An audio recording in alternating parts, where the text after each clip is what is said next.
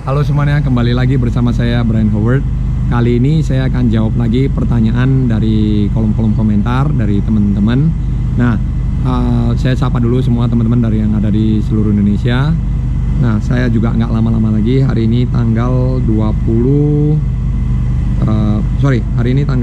5 Desember ya.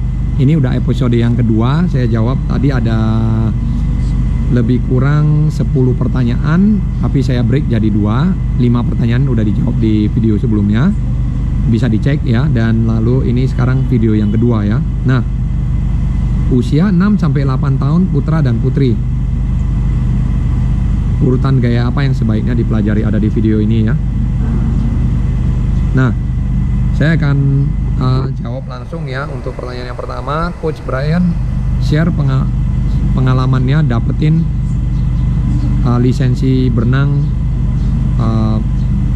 lisensi swim coach dong. Mungkin bisa jadi referensi buat teman-teman yang mau jadi coach juga. Baik, terima kasih atas masukannya ya. Nah, kalau untuk dapetin lisensi dan sertifikasi itu umumnya kita mendapatkan informasi ya dari pengurus kota ataupun pengurus daerah ataupun pengurus pusat dari Persatuan Renang seluruh Indonesia. Nah, ataupun ada saya bisa sharing sedikit pengalaman saya. Itu mulai tahun 2000, saya kan setelah dari saya nggak berenang lagi itu di tahun 2012 itu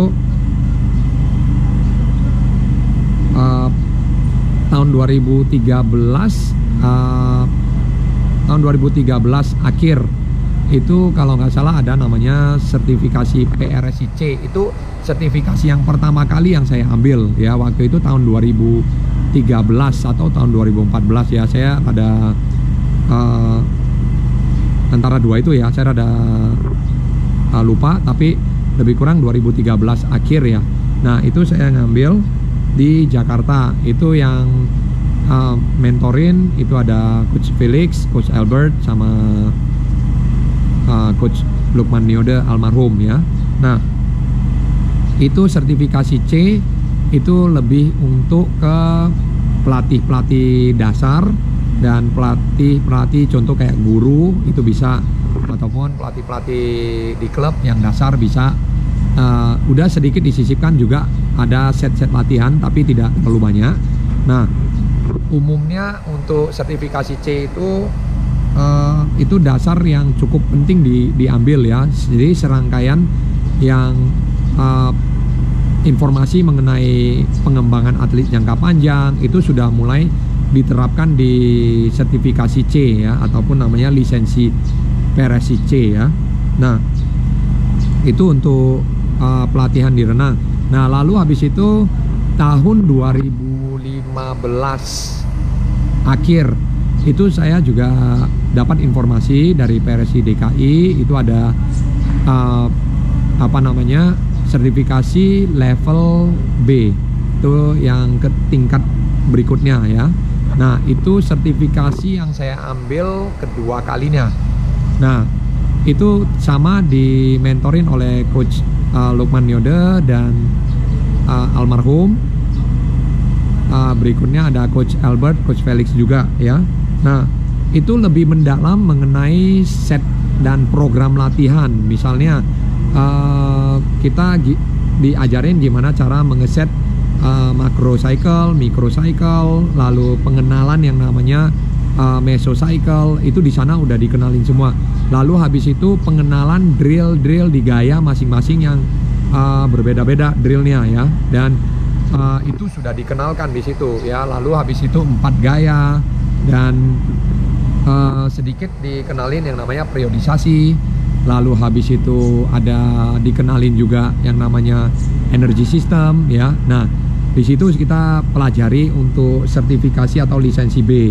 Nah, lisensi B PRSI ya itu ya. Nah, lalu berikutnya tahun 2017 ya kalau saya tidak salah ya, 2016 apa 17 itu ada namanya ASKA level 1. Nah, waktu itu di Malaysia saya ngambil ke sana Lalu habis itu ASKA level 1 itu sama mengenai dasar-dasar berenang, baik itu drill, baik itu gimana cara kita melatih, psikologi pelatih. Lalu habis itu sangat banyak dasar yang kita pelajari di situ ya. Di ASKA level 1 itu adalah American Swimming Coaches Association. Jadi itu yang mentorin waktu itu waduh saya lupa nama coachnya per satu-satu ya, tapi itu pelatih ternama juga ya, termasuk pelatih papan atas juga ya yang melakukan mentorin kepada kita. Lalu berikutnya itu tahun 2017 ya. Nah, itu ada yang namanya final 2017 apa 2018. Itu ada namanya final level dasar, yaitu foundation ya, yang basicnya itu ya. Nah, itu sebelum masuk ke level 1 ya. Itu ada di Jakarta waktu itu tahun 2018 dengan Coach Bill Sakovic ya. Lalu habis itu sama di pelatihan dasar itu juga diberitahukan semua mengenai dasar-dasar melatihnya. Lalu habis itu udah mulai dikenalin gimana cara melatih 4 gaya, drillnya, mulai dari startnya ya. Nah, lalu habis itu ada juga dikenalin sedikit mengenai energy system dan long term athlete development, pengembangan atlet jangka panjang ya. Setiap kali saya terima edukasi mengenai coaching klinik itu banyak yang memberitahukan mengenai long term athlete development ataupun pengembangan atlet jangka panjang ya. Nah, lalu habis itu tahun 2018 kalau nggak salah di pertengahan atau di akhir itu ada yang namanya ASKA level 2 dan ASKA level 3. Jadi saya ngambil juga itu dua-duanya. Kalau nggak salah 2018 2019 ya. Itu sama di Kuala Lumpur juga. Dan kita juga mengikuti ujiannya itu ya. Dan lulus dengan lisensi juga, dengan sertifikasi juga ya. Nah, sebentar ya, saya setkan dulu sebentar kameranya. Oke. Nah, itu waktu itu sertifikasi ASKA level 2 itu sudah mempelajari yang namanya set kayak misalnya aerobic set harus gimana, lalu habis itu race pace set harus gimana, energy system harus gimana, lalu pengembangan jangka panjangnya harus gimana ya. Nah, itu sudah lebih mendalam gitu ya.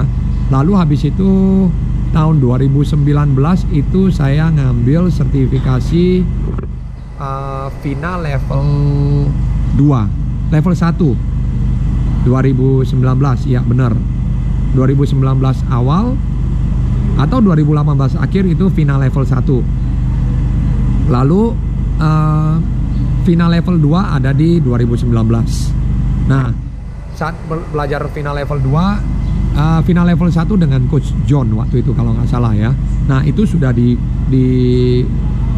dikasih lebih dalam pelajarannya. Contoh kayak misalnya kita gimana cara melatih, gimana cara menulis set, gimana cara membuat kerangka-kerangka set, gimana cara kita memahami yang namanya energy system. Nah, lalu gimana cara kita memahami psikologi pada saat berenang, pada saat melatih, yaitu ya atlet-atlet. Nah, gimana cara kita positioning berdiri saat kita melatih itu juga diajarin ya. Karena sebelum kita masuk ke final level 1 itu juga kita harus ada ujiannya itu. Ya, harus ada ikutin serangkaian ujian sebelum kita dapatkan sertifikasi dan dapatkan lisensi itu ya. Nah, dan sebelum masuk ke kelas juga kita harus udah belajar online duluan. Itu lumayan banyak itu ya chapter-chapternya ya yang harus kita pelajari. Itu kalau nggak salah saya ingat itu final level 1 itu ada lebih kurang 10 chapter, final level 2 ada 10 chapter gitu-gitu ya, yang harus kita isi dan harus kita baca ya sebelum kita ikutin yang namanya coaching kliniknya. Sehingga ketika kita di coaching klinik kita memahami apa yang diajarkan ya. Lalu 2019 juga saya ngambil yang namanya sertifikasi PRSI level A waktu itu, lisensi dan sertifikasi level A. Nah, disitulah ketemu pelatih Coach Sergio. Coach Sergio menjelaskan banyak mengenai detailsnya renang dan menurut saya apa yang dijelaskan sama dia itu sangat mudah sekali dicerna ya, dan sangat sederhana, sehingga saya sendiri sebagai penerima dari narasumbernya sangat gampang sekali untuk menerima apa yang dijelaskan oleh Coach Sergio ini ya. Nah, bisa dibilang saya banyak, setelah saya mendengarkan dari dia, saya banyak program latihan yang saya malah patokannya ke dia gitu loh, dan malah saya patokannya banyak ke ke cara dia buat programnya, lalu habis itu siklusnya, lalu habis itu gimana cara penyampaian ke atletnya, lalu set aerobic speed race pace-nya, energy systemnya ya, dan jauh lebih mudah buat kita untuk memahami itu. Nah, lalu setelah itu ada FINA level 2 waktu itu dengan Coach Chris. Nah, sama Coach Chris juga mengajarkan yang namanya peak height velocity ya. Itu pemahaman saya mengenai peak height velocity itu tajam banget di dia itu ya. Nah, karena dia ngajarinnya memang benar-benar outstanding lah ya, bagus banget ya. Maksudnya saya bisa memahami hampir 100% yang dia kasih tahu tuh, saya langsung nyerap gitu lah ya. Nah, oke, itu mungkin yang saya bisa sharing sedikit ya, referensi. Nah, penting lisensi dan sertifikasi, cuman tidak menjadi patokan yang benar-benar patokan, karena ya atlet yang kita terima dan kita latih itu masing-masing berbeda karakternya. Jadi itu pernah disampaikan di FINA level 2 dan di PRSI level A ya, juga ASKA level 3 itu kita pernah disampaikan bahwasan setelah kita ngambil sertifikasi dan lisensi ini, kita harus bisa mengaplikasikan kepada atlet yang kita lihat langsung ke kejadian nyata kita. Contoh, atlet yang kita ada adalah umur 13 tahun dengan kondisi seperti ini. Kita harus bisa melatih anak ini menjadi lebih bagus gitu loh ya. Jadi bukan dalam artian kita sudah ada atlet yang hebat gitu loh ya, tapi kita harus melatih mereka gimana caranya kita melatih mereka supaya bisa lebih bagus gitu. Nah, itu ya. Lalu habis itu pertanyaan yang kedua, ini masih ada sisa 4 pertanyaan terakhir ya. Nah, usia 6-8 tahun putra-putri, urutan gaya apa yang sebaiknya dipelajari? Sip. Sini ada, Coach mohon sarannya mengenai fins, jenis fins yang cocok untuk berbagai set, contoh speed set, sebaiknya pakai long fins atau short fins. Nah, kalau untuk fins lebih baik saat ini, karena saya lihat fins pendek ya sudah banyak dirancang dan didesain khusus untuk renang, itu saya lebih sarankan untuk menggunakan fins pendek atau short blade fins ya. Nah, teman-teman bisa cari online sih kalau itu banyak ya, dan di Indonesia umumnya kalau ada toko-toko yang lebih spesifik itu contohnya kayak Indoswimjer ataupun AB Swim ataupun TYR Indonesia, itu kayaknya ada lengkap ya, mereka menjual alat-alat yang lebih details ya, dan teman-teman bisa cari di online kalau itu ya. Nah, short blade fins itu lebih cocok ya. Kalau long blade itu umumnya untuk ngediving. Misalnya teman-teman bawa anak-anak ke pantai ataupun bawa anak-anak ngediving ke laut dalam, misalnya mau lihat ikan-ikan yang kecil, nah itu boleh pakai fins panjang, ataupun pakai yang namanya snorkel, snorkeling, turun ke bawah ya, lihat-lihat ikan-ikan yang di bawah dasar ya. Nah, tapi kalau untuk renang saya rasa short blade lebih mendukung ya saat ini, karena sudah banyak yang didesain untuk latihan renang. Tapi kalau teman-teman sulit mendapatkannya ya tidak jadi masalah sebenarnya, long blade fins juga nggak masalah kalau untuk anak-anak yang kecil-kecil ya, dan yang penting mereka bisa menggunakan itu ya. Nah, lalu habis itu ada di video gara-gara si A menang telak dari si B dan si B kecewa pindah klub. Ini waktu itu ada pertanyaan yang cukup bagus ya, makanya saya jadikan judulnya ya. Nah, Coach mau bertanya, anak saya laki-laki umur 9 tahun, tinggi 138 cm. Wow, ini cukup lengkap ya. Baru belajar berenang 5 bulan, best time dia 1 menit 15 detik di gaya dada. 1 menit 15 detik ini 50 meter ya, saya rasa ya. Apakah normal coach? Nah, baru belajar 5 bulan, base time di gaya dada 115, umur 9 tahun, tinggi 138, cukup bagus potensinya ya Pak. Bapak jangan paksain dia, seminggu cukup latihan 9 tahun itu seminggu itu cukup latihan 2 kali 3 kali seminggu, itu udah cukup ya kalau putra ya, tidak usah lebih dari situ karena anak-anak ini masih berkembang ya. Apakah normal berenang 115 di gaya dada 50 meter ya? Saya rasa sih ini 50 meter ya, normal sekali Pak. Anak-anak umur 9 tahun kita nggak usah paksain untuk apa-apa. Yang paling penting adalah teknik berenang dia harus benar Pak. Jadi teknik berenang dia jangan berantakan. Saat ini yang perlu diajarkan ke anak bapak ini adalah teknik berenang dia, yaitu banyakin kaki, banyakin drill, banyakin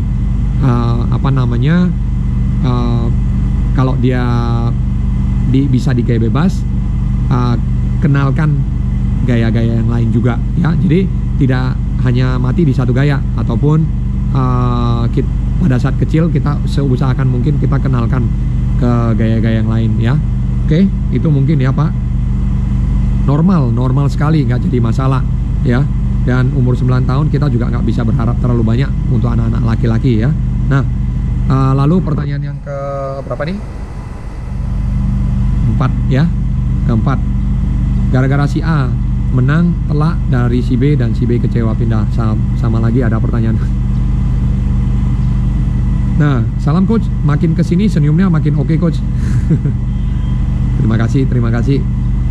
Pertanyaan saya, bagaimana roadmap long term athlete development LTAD di cabang olahraga renang khususnya untuk jalur kompetisi sampai menjadi atlet? Apakah anak-anak juga harus didorong untuk mencoba olahraga lain? Anak saya umur 8 tahun, pria. Terima kasih, salam, semoga sehat selalu coach. Terima kasih. Nah, kalau roadmap program ya maksudnya ya, ini long term athlete development. Kalau anak bapak usia 8 tahun putra itu nggak usah buru-buru ya, itu seminggu latihan ya 2 kali 3 kali ya. 2 kali saya rasa cukup ya kalau untuk umur 8 tahun, 3 kali kalau dia mau. Nah, itu banyakin yang namanya kakinya dulu Pak. 8 tahun, nanti kan dia umur 9 tahun nih, 1 tahun ke depan. Nah, banyakin yang namanya kaki, latihan kaki, dan kalau bisa kenalkan yang namanya drill juga, tapi drill dasar aja, namanya basic drill. Dan di sini apakah anak-anak juga didorong mencoba olahraga lain? Silakan Pak, harus. Kalau bisa dicoba ya 3-4 olahraga variasi lainnya ya, ataupun mau musik, mau ini bola maupun bola basket, ataupun ada juga yang karate, ada juga yang mau coba badminton. Silakan Pak, tak jadi masalah. Pengenalan untuk anak-anak umur 8 tahun itu namanya basic movement ya. Umur 1 sampai 5 tahun itu active start. 6 sampai 9 tahun ya. 6 sampai 9 tahun, 10 tahun itu namanya basic movement, gerakan dasar mereka ya. Makanya kalau di renang ini drill yang diajarkan. Drill itu harus diajarkan yang basic drill sehingga mereka menguasai itu ya. Ketika mereka menguasai basic drill, maka teknik berenang mereka akan jauh lebih bagus ya. Nah, lalu pertanyaan yang kelima, yang terakhir ya, sama juga gara-gara si A menang telak dari si B dan si B kecewa pindah klub ya. Nah, kayaknya cukup banyak viewer dari sini ya karena pindah klub itu ya. Nah, coach izin bertanya, apakah ada gerakan khusus untuk perenang disabilitas khususnya untuk saya yang 1 tangan? Mohon maaf coach, salam dari Bandung. Salam balik ke teman-teman yang ada di Bandung ya. Nah, disabilitas, kalau untuk disabilitas gerakan khusus sih tidak ada ya, kecuali kalau misalnya hanya 1 tangan yang bisa digerakin, berarti maksimalkanlah 1 tangan itu. Nah, jangan karena 1 tangannya nggak bisa gerak akhirnya 1 tangannya nggak dimaksimalkan. Nah, di berenang ini, apalagi khususnya untuk di disabilitas yang NPC ya, yang saat ini yang saya pegang, itu saya ketika melatih itu saya langsung menanyakan apa yang menjadi kekurangan dia. Contoh, jenis kecacatan dia ini apa gitu loh, kategori dia apa. Misalnya dia kakinya kecil satu, ataupun dia buta, ataupun dia tangannya satu puntung, ataupun dia tangannya yang satu puntung setengah. Jadi saya lihat program latihan itu tetap sama, bedanya aja kita ketika dia berenang kita pantau apa yang dia bisa maksimalkan, dia maksimalkan. Nah, kalau untuk satu tangan umumnya kan satu tangan nggak digerakin tuh, berarti hanya satu tangan. Nah, cari tahu cara gimana efisiensi berenang di semua gaya, di 4 gaya, di bebas, punggung, kupu, dada. Nah, tentunya kan agak terhambat di gaya kupu dan di gaya dada. Tapi jangan jadikan itu hambatan juga. Cari di mana kelebihannya kita bisa mengefisiensikan berenang. Contoh, kalau di gaya bebas hanya bisa satu tangan, berarti kita coba nafasnya di tangan yang nggak ada ataupun tangan yang patah, ya. Nah, supaya apa? Lebih efisien berenangnya. Ketika kita ngangkat kepala, kita nggak usah ngangkat kepala ke tangan yang ada, tapi tangan yang nggak ada. Nah, satu lagi, yang kedua, kalau di berenang gaya punggung itu maksimalkan punggungnya, bahunya, supaya bisa tarikannya lebih maksimal. Nah, berenangnya pasti pincang, tapi nggak jadi masalah, ya. Ketika kita ada kekurangan, ya kita cari mana efisiensi berenang kita paling maksimal gitu loh, ya. Dan drill juga banyak yang bisa dikerjakan, ya. Jangankan satu tangan, kadang ada yang saya latih tangan yang nggak ada aja masih bisa ngerjakan drill, ya. Dan kita maksimalkan, semakin kita maksimalkan drill itu semakin bagus, ya. Nah, lalu ya itu mungkin terjawabkan 5 pertanyaan terakhir. Oke teman-teman, itu aja video kali ini. Jangan lupa berikan kritik dan saran di kolom komentar. Saya Brian Howard, sampai jumpa di video berikutnya. See you in the next video. Bye.